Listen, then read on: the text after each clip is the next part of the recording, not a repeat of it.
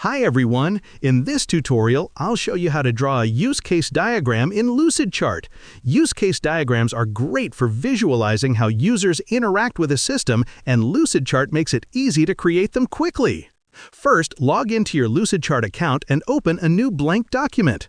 Once inside, go to the Shape library and enable the UML shapes, which include all the standard elements you'll need. Next, start by adding your actors. These are usually represented as stick figures and show the people or systems interacting with your application. Place them on the left or right side of the canvas.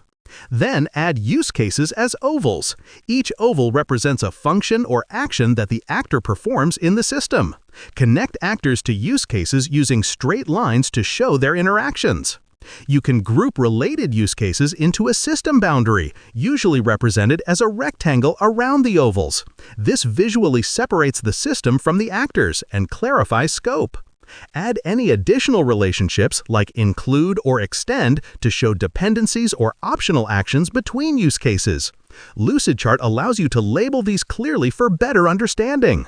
Finally, review your diagram. Make sure all actors and use cases are correctly connected and adjust the layout for clarity.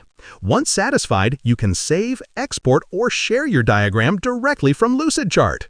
And that's it, a complete use case diagram ready to help you or your team understand system interactions more clearly. Thanks for watching, and I'll see you in the next tutorial.